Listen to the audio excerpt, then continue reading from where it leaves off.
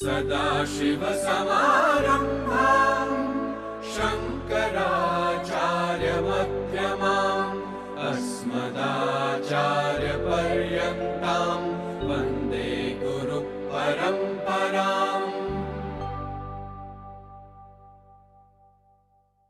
सदाशिव शंकर से प्रारंभ होने वाली परंपरा, जिसके मध्य शंकराचार्य हैं और जो हमारे आचार्य पर्यंत चली आ रही है, उस गुरु परंपरा को मैं प्रणाम करता हूं।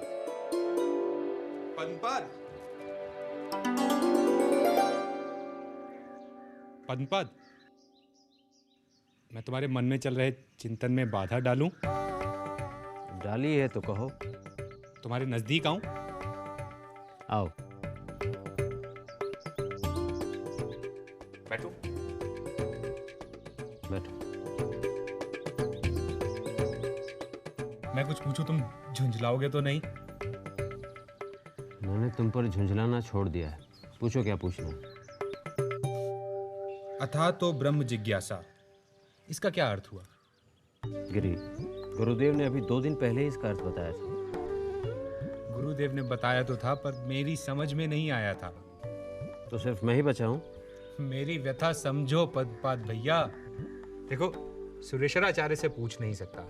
वे आयु में गुरुदेव से भी बड़े और गुरुदेव जैसे ही गूढ़ हैं, निरंतर वेदांत में डूबे हुए। और अस्तामलक से तो पूछना ही बेकार है। उसकी तो मुट्ठी में ब्रह्म है। वो तो हमेशा ब्रह्म में लीन। अब बचे तुम मेरे बड़े भाई जैसे, इसलिए तुमसे तो पूछ ही सकता हूं ना। कुछ पंक्तियां लिख लूं, फिर मैं तुम्हें बुलाता हूं। तुम एक ही पुस्तक बार बार लिखते रहते हो। पहले मुझे समझा दो फिर। गिरी, कोई भी व्यक्ति एक ही पुस्तक बार बार नहीं लिखता। मैंने गुरुदेव लिखित ब्रह्मसूत्र भाष्य पर जो व्याख्या लिखी थी, उस पुस्तक को मेरे मामा ने ईर्ष्यावश जला दी थी। मेरे सौभाग्य से मैंने गुरुदेव को कुछ खंड पढ़कर सुनाए थे। गुरुदेव ने अपनी स्मृति से वे सारे खंड मुझे फिर से सुना दिए। उन्हें ही लिख रहा हूँ। क्योंकि इसमें 5 अध्याय है, इसलिए पंचपादिका नाम रखा है इसका। बात समझ में आई? गुरुदेव को इतना याद कैसे रहता है? गिरी, पद्मपाद को लिखने दो और तुम्हें जो पूछना है मुझसे पूछो।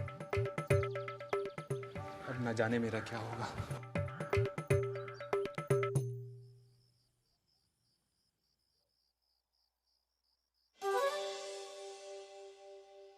कर आग्रे वस्ते लक्ष्मी, कर मध्य सरस्वती, कर मूले तो गोविंदा, प्रभाते कर दर्शन। पद्मपाद, उठो, गुरुदेव उठ गए होंगे। गिरी,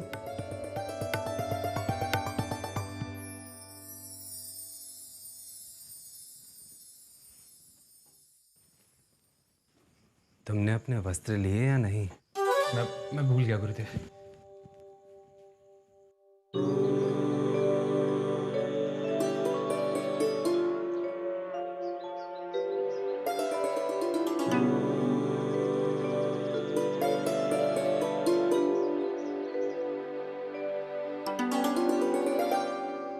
नटी, गिरी ज्ञान में पद्मपाद, हस्तामलक और सुरेश्वराचार्य से बहुत पीछे था, पर अपने गुरुदेव की सेवा में सदैव तत्पर रहता था। दिन भर दौड़ दौड़कर गुरु की सेवा करने का बहाना ढूंढता रहता। गिरी महाराज, अभी मेरे पास समय है, जो पूछना है पूछ लो। पद्मपाद स्वामी, अभी मेरे पास समय नहीं है। गुरुदेव भिक्षाटन से लौट रहे होंगे। मैं तुमसे बाद में बात करूंगा।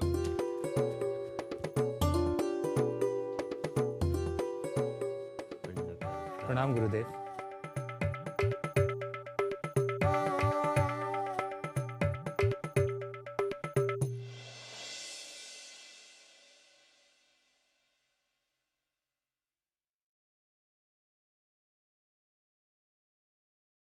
तुमने भोजन कर लिया? नहीं गुरुदेव।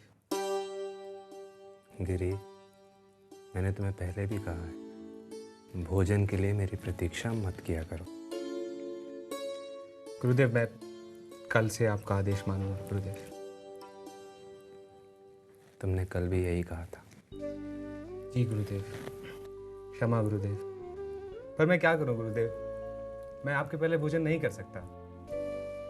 मैं तेरे साथ हमेशा नहीं रहने वाला गिरी। जी गुरुदेव। फिर क्या करेगा? आप हमेशा मेरे साथ रहेंगे गुरुदेव।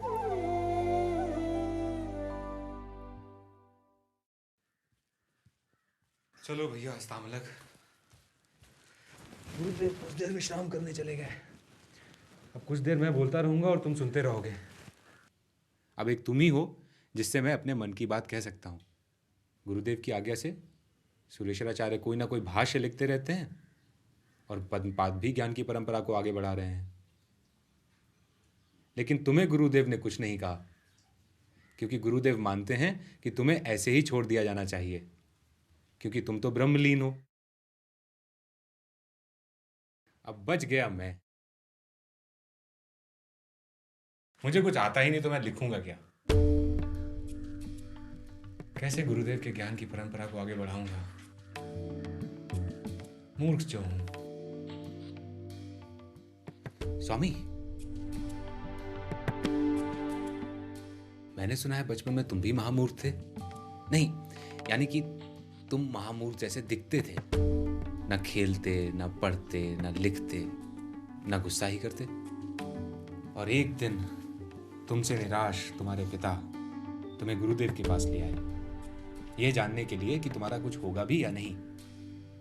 और गुरुदेव ने तुम्हें देखते ही ताड़ लिया था कि यह मूर्ख दिखाई देने वाला मूर्ख नहीं है। और जब गुरुदेव ने तुमसे पूछा कि तुम कौन हो, तुमने देववाणी में कह दिया कि तुम सच्चित आनंद स्वरूप आत्मा हो। और तुमने गुरुदेव को आत्मा का सत्य ऐसे कह सुनाया था जैसे आंवले की तरह सत्य तुम्हारी मुट्ठी में। और गुरुदेव ने तुम्हें अपना शिष्य बना लिया, हस्तामलक। तुम सोच रहे होगे कि मैं तुम्हारी ही कहानी तुम्हें क्यों सुना रहा हूं। वह इसलिए कि अब यह कहानी ही मेरी आखिरी उम्मीद है। अगर यह कहानी सच है तो बस एक बार मुस्कुरा दो, मुझे विश्वास हो जाएगा कि कभी कोई महामूर्ख भी महाज्ञानी बन सकता है। क्या यह कहानी सच है? क्या यह कहानी झूठ है? सच झूठ दोनों नहीं है। गिरी, आया आचार्य।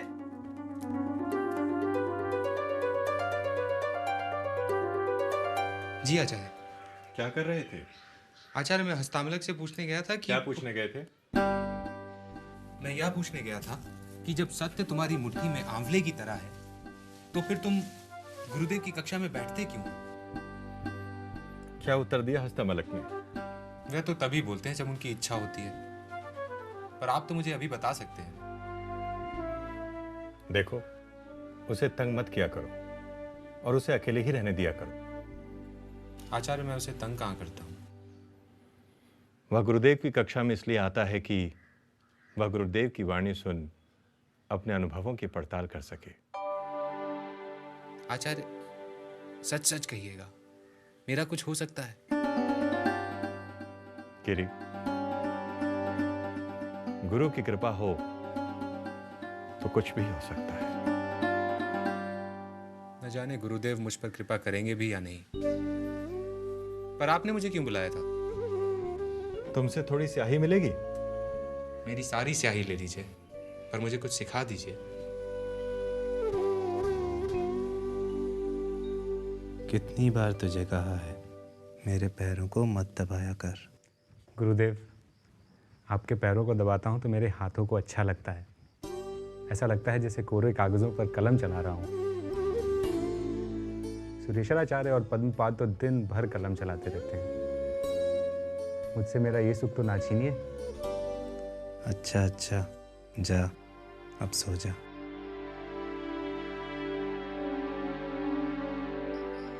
पद्मपाद, क्या है गिरी?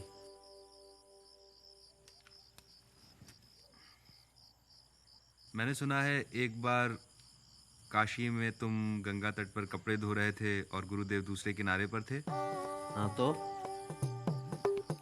और गुरुदेव ने तुम्हें पुकारा तो तुम बिना कुछ सोचे समझे ही गंगा के जल में ही दौड़ने लगे। तब गुरुदेव की कृपा से तुम्हारे पैरों के नीचे कमल उगाए तुमने गंगा पार कर ली। क्या गुरु कृपा से सचमुच ऐसा हो सकता है? मुझे नींद आ रही है, मुझे सोने दो।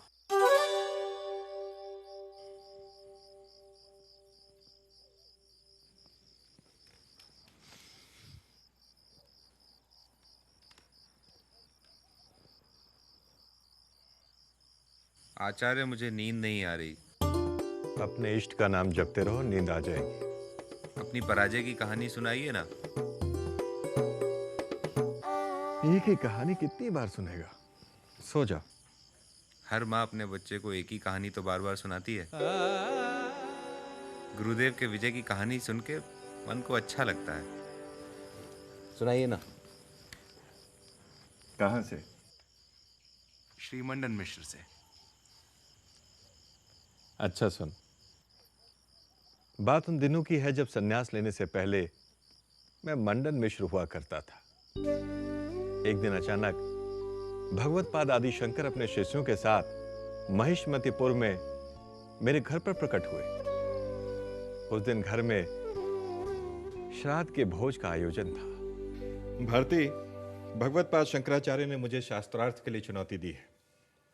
ओह, इसलिए दोपहर को आप दोनों के बीच ब्रह्मभोज के समय बात हो रही थी।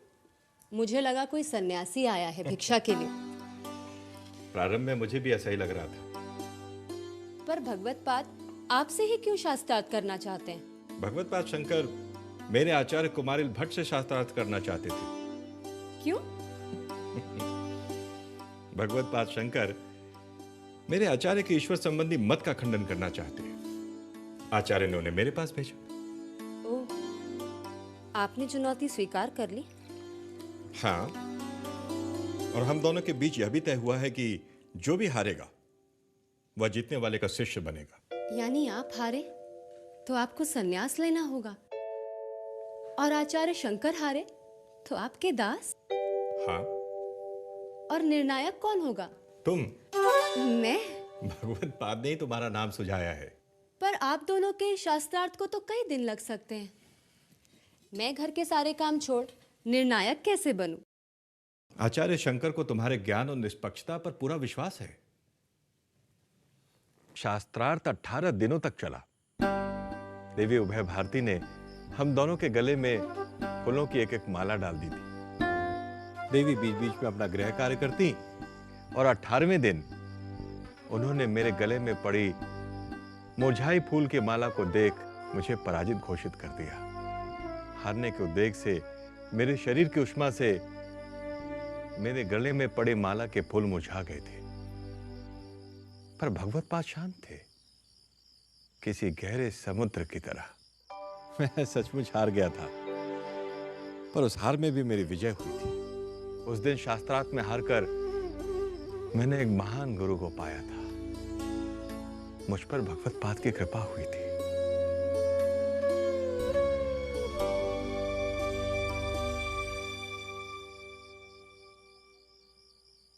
महर्षि वशिष्ठ के शिष्य महर्षि शक्ति,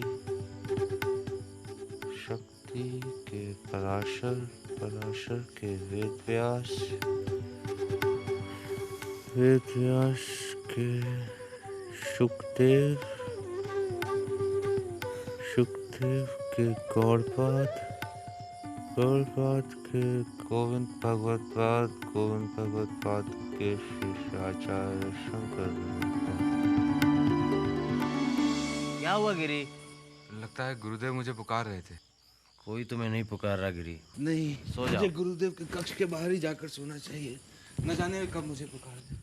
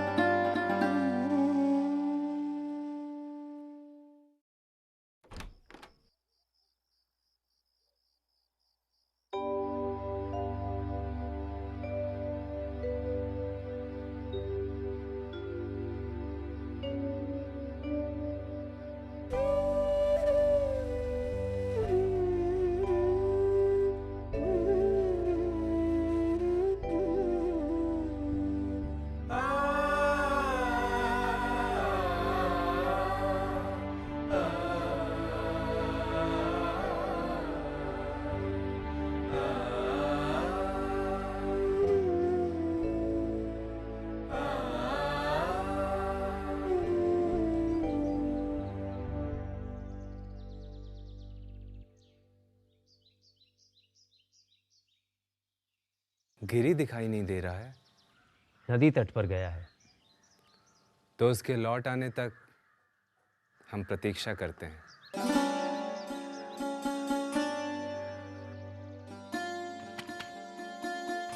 मैं भगवत पाद के ज्ञान की परंपरा को कैसे आगे बढ़ा पाऊंगा? कैसे गुरुदेव का ऋण उतार पाऊंगा? गुरुदेव मुझे बुद्धि दो, मुझे बुद्धि दो गुरुदेव।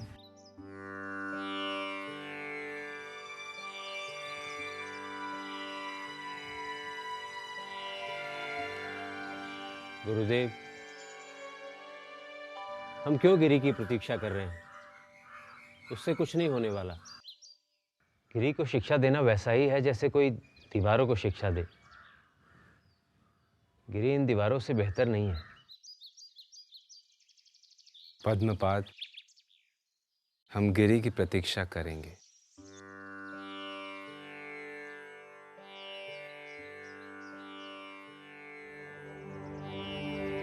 गिरी, लो, बुद्धि लो, ज्ञान लो। आचार्य,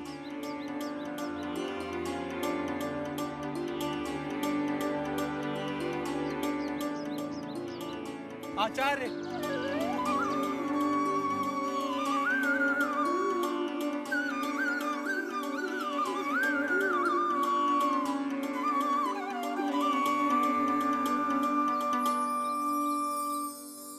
विदिताखिल शास्त्र सुधा जलधे महितोपनिषत् कथितार्थ निधे हृदये कलये विमलं चरणं भव शंकर देशिक मे शरणं करुणावरुणालय पालय मां भवसागर दुःख विदून हृदं रचयाखिल दर्शन तत्त्वविदं भव शंकर देशिक मे शरणम।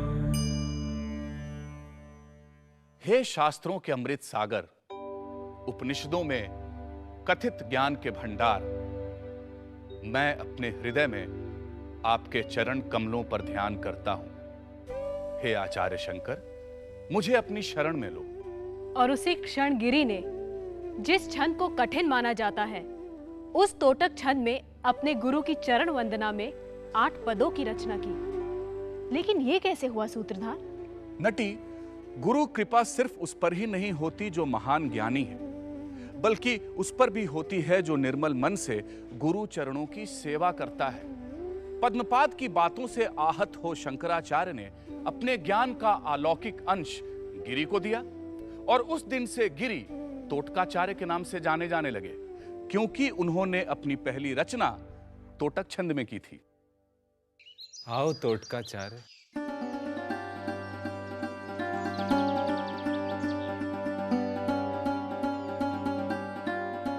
रसिकों, भारत की गुरु शिष्य की महान परंपरा है, जिसने एक पीढ़ी से ज्ञान दूसरी पीढ़ी तक पहुंचाया। ऐसे गुरु शिष्य के कारण ही ज्ञान का प्रवाह अक्षुण्ण और निरंतर बह रहा है।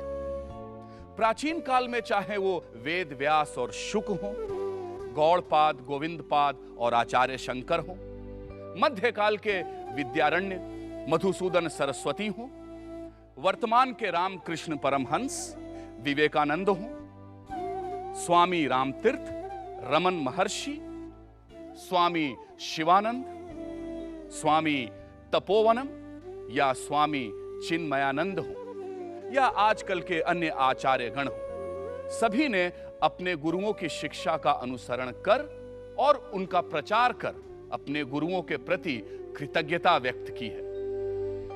अपने गुरु से प्राप्त ज्ञान के अनुसार जीना ही वास्तव में गुरु दक्षिणा है। और हम सभी का यह कर्तव्य है कि हमने जो अपने गुरुओं से पाया उसे एक पीढ़ी से दूसरी पीढ़ी तक तन, मन, धन से पहुंचाएं। गंगा जी की भांति इस ज्ञान का प्रवाह गुरु परंपरा द्वारा बहता रहा है और बहता ही रहेगा। कृतज्ञताया च विधिस्थिता मे वक्तुं न शक्या खलु यत् ततोऽपि गुरो प्रसीद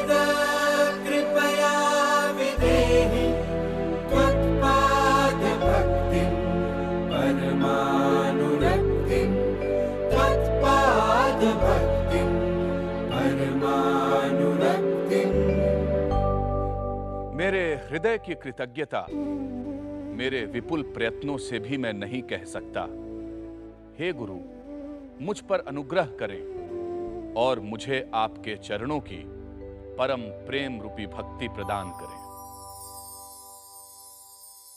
यस्य प्रसादात् भवमङ्गलार्था प्रसूत गङ्गोपनिषत् विशुद्धा समर्पयामो गुरुचिन्मयाय